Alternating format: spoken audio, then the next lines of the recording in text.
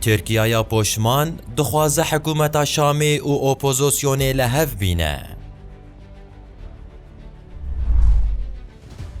ده پنجشنبه وزیر کاروبار درویه ترکیه مولود چاوشوغلو گفت که وی و وزیر کاروبار درویه سوریه فیصل المقداد چریا پیشین آسالا بوری دجوینه که تفگرا به آلیتیه ده قاسه که آخیوینه.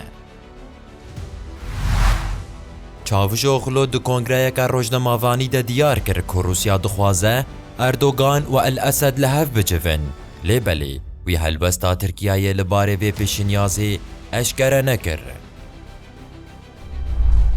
وکی کو پشمانیا ترکیه دوباره سیاستا درود نشان بده و همو گف و دجمناتی اخوه دا قرتینه وزیر ترگوت دوی رژیم و اپوزیسیون لحف بینه.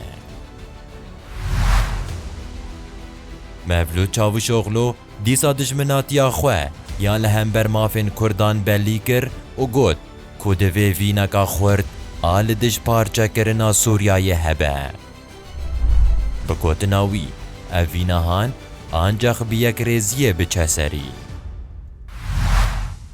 لور آرمانجا سرکه یا ترکیه نشان دا وکی تخوازه رژیم و اپوزیسیون سوریای لدش گل کرد لحف بینه. خوپشاندانان دورین داگرکرین سوریای تجی کرد.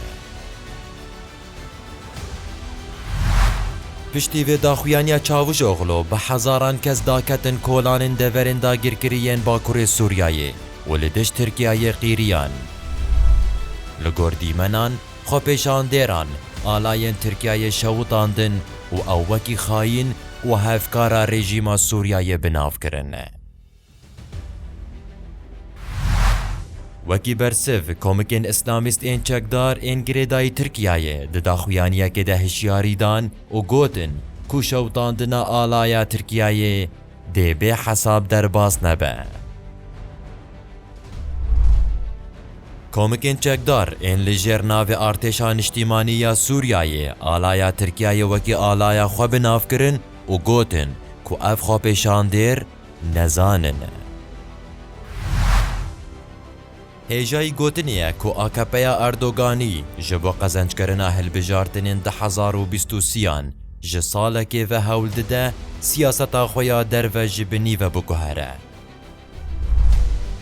دوی چارچوه ده ترکیه بسرکشیا آکپی سری لبر اسرائیل، عربستان سعودی، مصر و میریتین عربیین یک بویدانی و ورخویایه که ایرو دور هاتیه لبر سوریای اسد جی بچمینه.